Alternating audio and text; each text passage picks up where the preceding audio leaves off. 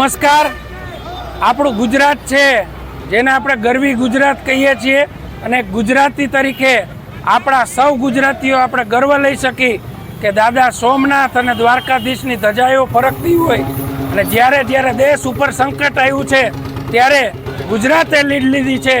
એ મહાત્મા ગાંધીજી હોય કે સરદાર વલ્લભભાઈ પટેલ હોય કે અત્યારે નરેન્દ્રભાઈ મોદી સાહેબ હોય કે અમિતભાઈ શાહ સાહેબ હોય, એ દેશને દિશા આપવાનું કામ કરી રહ્યા હોય ત્યારે કોંગ્રેસના જે અધ્યક્ષ છે મલ્લિકાર્જુન ખડકે એની હલકી માનસિકતા સાબિત કરી કેરળના ચૂંટણી પ્રચારમાં જેમણે ગુજરાતીઓને અભણ ગણાવ્યા અને ગુજરાતીઓનું જે અપમાન કર્યું છે એને ભારતીય જનતા પાર્ટી મોરબી જિલ્લો વખોડે છે.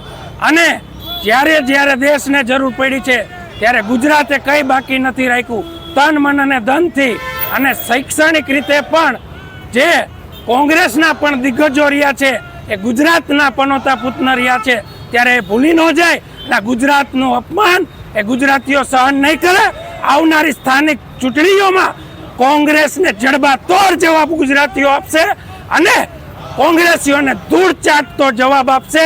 એનો અમને એક ગુજરાતી તરીકે ભારતમાંના અને ગુજરાતના પનોતા પુત્ર તરીકે અમને સૌને ભરોસો છે. ભૂતકાળમાં જોઈએ તો સરદાર સરોવર ડેમની હાઇટ વધારવાનું કામ હોય એમાં પણ કોંગ્રેસની સરકારે રોડા રાખ્યા હતા.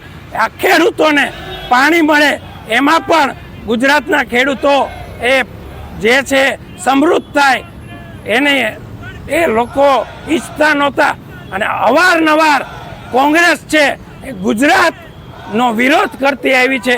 ગુજરાત પ્રત્યે કોંગ્રેસ કિન્નાખોરી રાખતી આવી છે. ત્યારે ભારતીય જનતા પાર્ટી મોરબી જિલ્લાના તમામ કાર્યકર્તાઓ આ મલ્લિકાર્જુન ખડકેની જે ગુજરાત પ્રત્યેની હલકી માનસિકતા છે એને સખત શબ્દોમાં વખોડે છે. આજે અહીંયા ભક્તિનંદન સર્કલ ખાતે ટૂંકી નોટિસમાં આજે અપમાન થયું હતું એના સળસળતો વિરોધ કરવા માટે ભારતીય જનતા પાર્ટીના સૈનિકો એ આક્રોશપૂર્વક ગુજરાતનું જે અપમાન સહન ન કરવા માટે થઈ આજે વિરોધ પ્રદર્શન માટે જોડાયા હતા.